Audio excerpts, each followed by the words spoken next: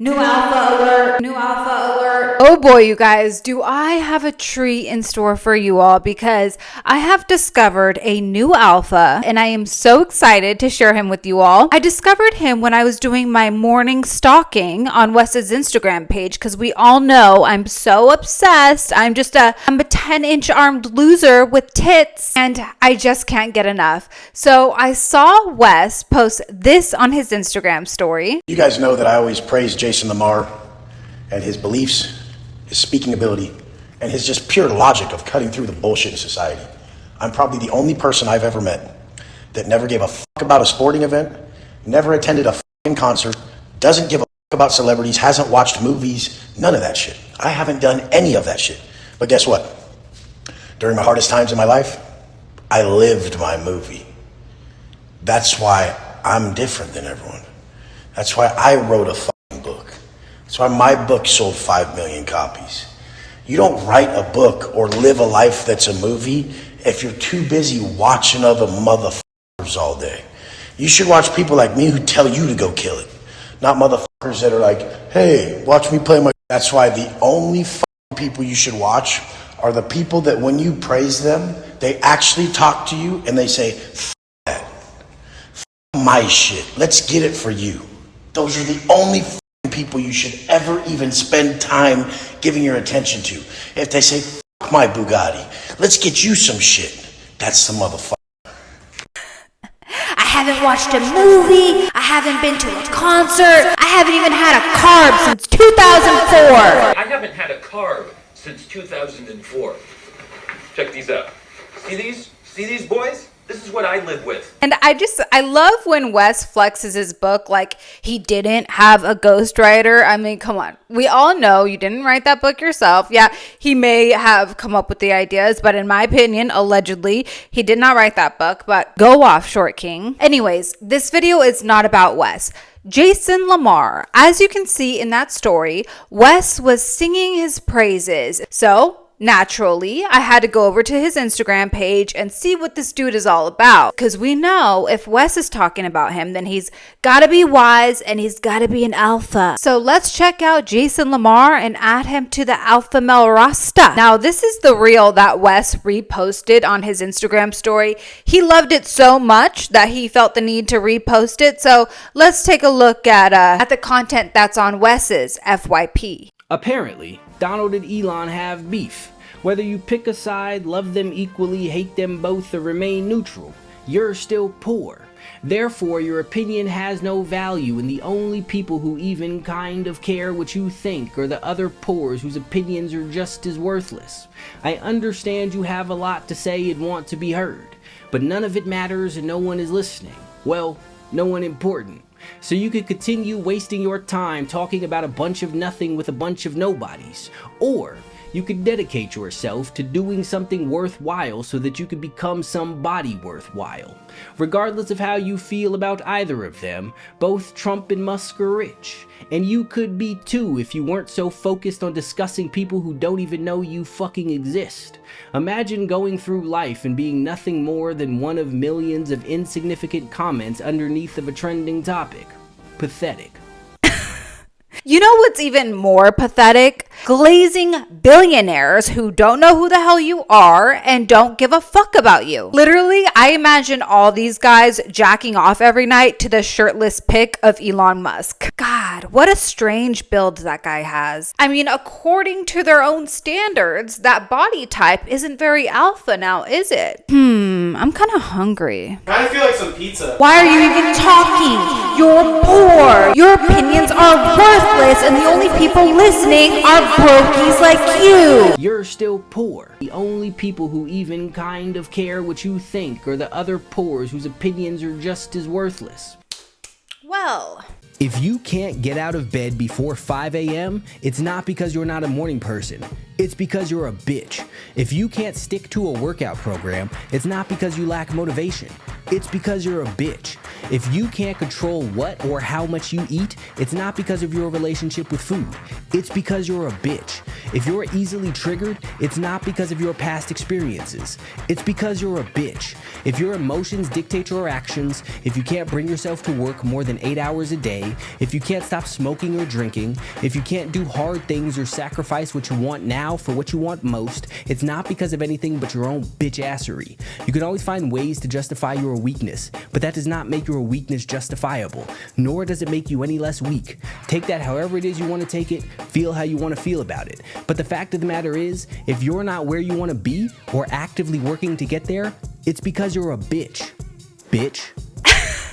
If you can't fly, it's not because you're not a bird, it's because you're a bitch. If you can't survive underwater, it's not because you're not SpongeBob SquarePants, it's because you're a bitch. I love how all these guys act like if you don't wake up by 5 a.m., and actually for Wes, it's 2 a.m., but we'll get into that lie in just a second. But they act like 5 a.m. is the hour of success. And if you don't wake up by 5, then you're a fucking loser. But just because you wake up at 5 doesn't mean you're automatically more successful or more productive than people who wake up at like 9 a.m. or 11 a.m. It's just a different time. But these guys act like 5 a.m. is the hour of success. And even these clowns can't even hold themselves to their own standards, because Wes has always said that he wakes up at 2 a.m. He started waking up at 2 a.m. when he was in prison. He made it a habit because he likes to wake up before everyone else. Early bird gets the shrimp, I guess. But big shout out to Trans Wes Watson. I will have his IG linked in the description below. I massively appreciate Big Trans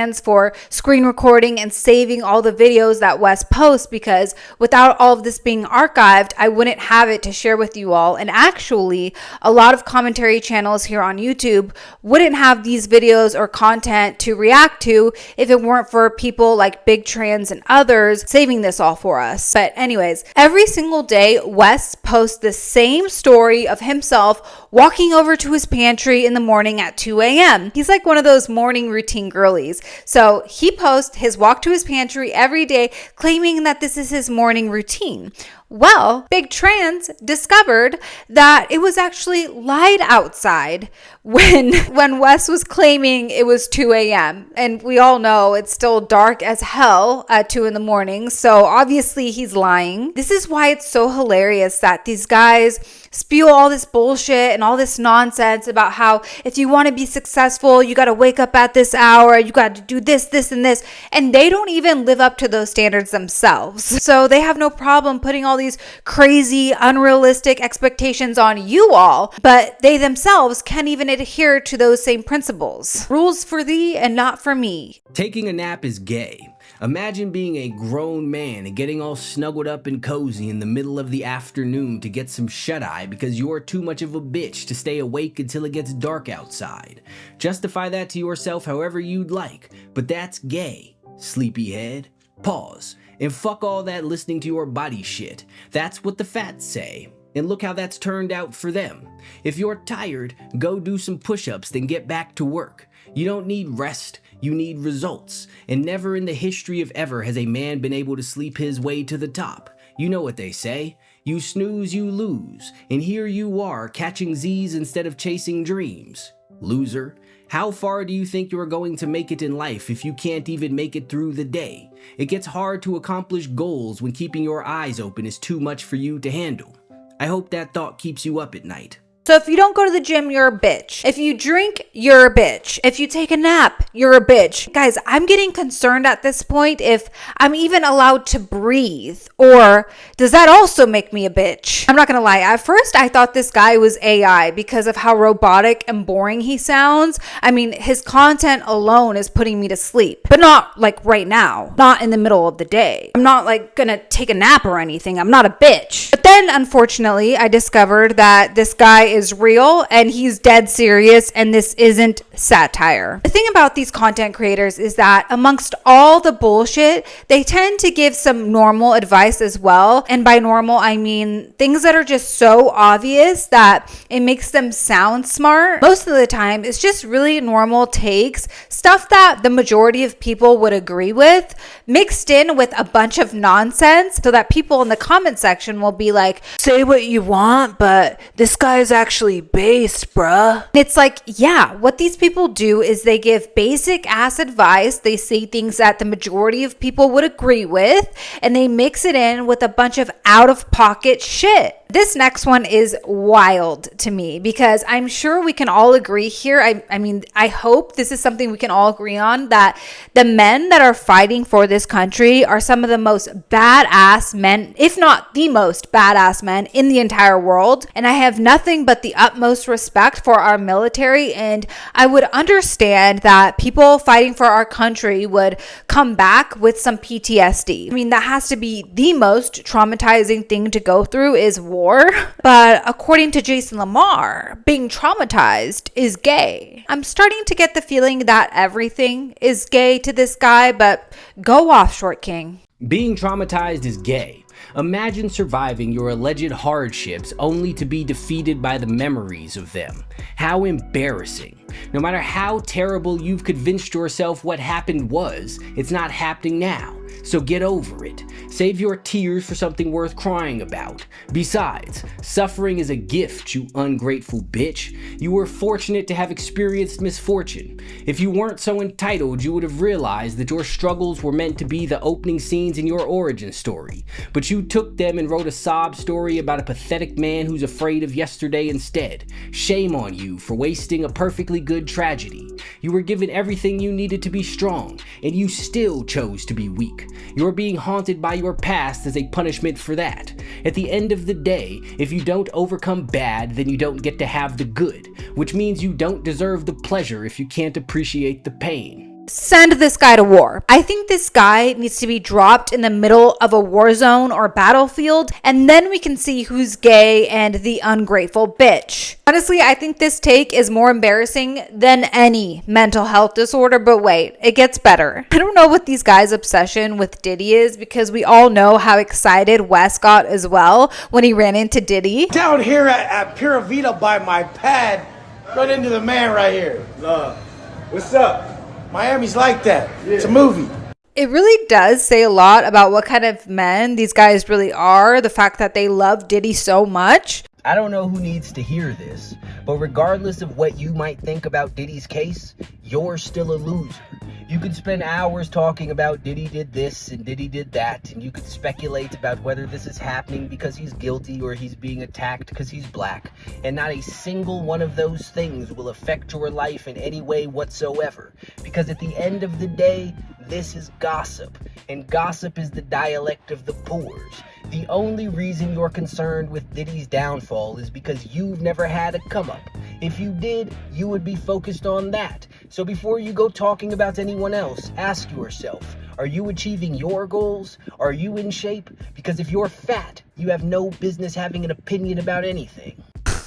All these alphas have one thing in common, that's for sure, is that they're all so simple-minded. They think that just because, you're going to the gym and focusing on yourself and bettering your life, you can't possibly focus on anything else. Apparently, if you're interested in like true crime or you're keeping up with one of the biggest cases in the world right now, then you must be fat. Maybe the problem isn't us, and maybe it's you. Maybe you need to learn how to multitask and expand your worldview beyond just lifting weights. It's so funny that these guys have like this same regurgitated, boring ass talking points is you're fat, you can't have an opinion because you're fat, you're worthless because you're fat, you're miserable because you're fat. Everything always somehow circles back to any problem in your life is because you're fat. Your mom died because you're fat. You're a loser because you're fat. Your girlfriend broke up with you because you're fat. It's just the same talking points over and over again, and it's exhausting. If you're fat, you're